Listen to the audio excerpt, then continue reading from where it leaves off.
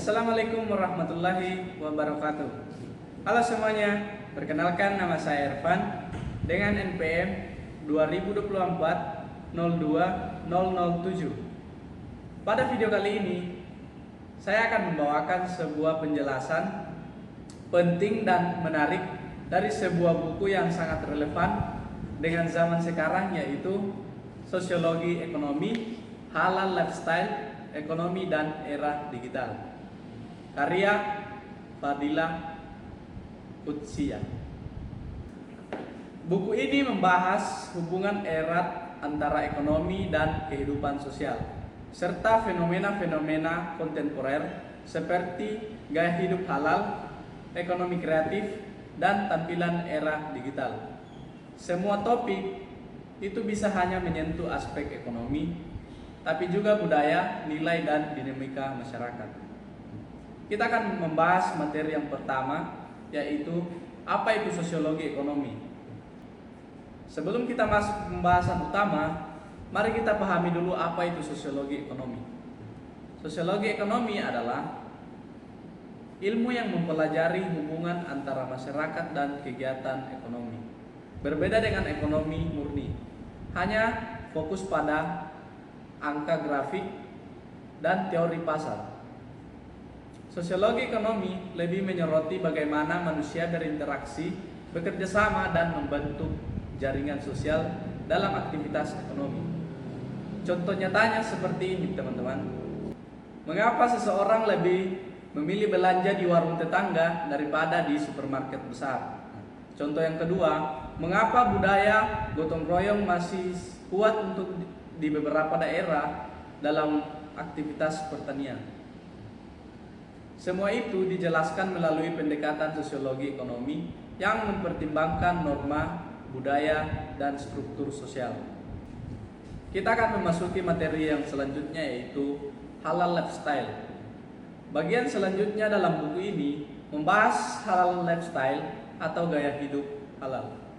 Ini adalah cara hidup yang dijalani sesuai dengan prinsip-prinsip Islam yang tidak hanya menyangkut makanan dan minuman, tetapi juga mencakup pakaian, peristiwa, kosmetik, hingga sistem keuangan. Halal lifestyle menjadi tren global bukan hanya di negara muslim. Produk halal sekarang dinikmati oleh banyak orang, dianggap bersih dan aman. Contoh nyata, produk makanan dengan logo halal yang kini dicari bahkan oleh non-muslim. Wisata halal seperti hotel yang menyediakan makanan halal tanpa alkohol dan tempat ibadah. Fashion muslimah seperti hijab dan pakaian syar'i menjadi bagian dari tren industri modern dunia. Perbankan dan fintech syariah yang kini banyak digunakan karena sistemnya yang adil dan transparan. Gaya hidup halal juga membentuk identitas sosial dan menunjukkan bahwa nilai agama bisa mendorong pertumbuhan ekonomi modern. Kita masuk di pembahasan kita yang keempat, yaitu ekonomi kreatif. Selanjutnya, buku ini membahas ekonomi yang kreatif, yaitu aktivitas ekonomi yang berbasis pada ide, kreativitas, dan inovasi. Ekonomi kreatif berkembang sangat besar di Indonesia, terutama karena anak muda yang aktif dalam bidang seni, teknologi, media, dan hiburan.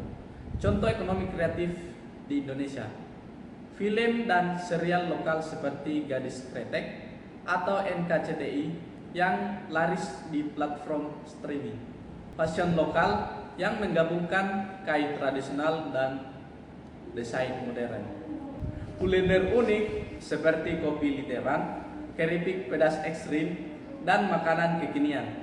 Contoh yang lain sepertinya desain grafis, animasi, musik digital, dan game yang dibuat anak-anak muda kreatif.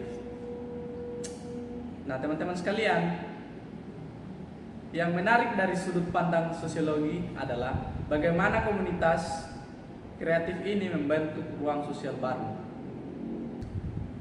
Event komunitas juga hingga kolaborasi di media sosial semua menjadi bentuk interaksi sosial baru dalam ekonomi. Kita masuk dalam pembahasan berikutnya, yaitu era digital dan transformasi sosial. Era digital juga menjadi fokus utama dalam buku ini. Perkembangan teknologi mengubah banyak hal dalam cara manusia dan bekerja. Di era ini, ekonomi digital menjadi pergerak utama. Kita bisa jualan hanya di rumah lewat marketplace dan media sosial. Pekerjaan baru muncul seperti influencer, content creator, jobless whisper, dan freelancer online.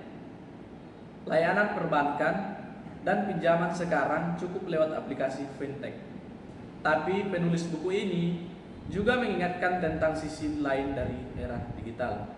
Munculnya kesenjangan digital antara yang melekat teknologi dan yang tertinggal.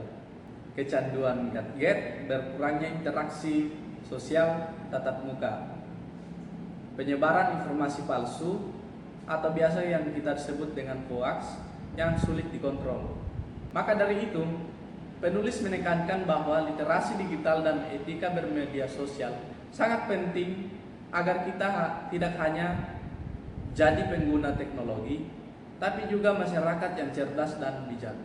Jadi, teman-teman sekalian, dari semua penjelasan tadi, kita bisa melihat bahwa ekonomi bukan hanya tentang uang atau bisnis, tetapi juga tentang hubungan manusia, nilai budaya, dan dinamika sosial. Buku Sosiologi Ekonomi karya Fardila Qudsiya mengajak kita untuk melihat ekonomi dengan cara yang lebih luas dan manusiawi. Kita perlu pahami bahwa gaya hidup halal, ekonomi kreatif, dan transformasi digital bukan sekedar tren, tapi bagian dari perubahan sosial global yang harus kita sikapi dengan bijak dan kritis. Terima kasih telah menyimak penjelasan ini sampai akhir. Semoga bermanfaat dan bisa membuka wawasan teman-teman semua. Saya Ervan akan mengakhiri video ini. Lebih dan kurangnya mohon dimaafkan.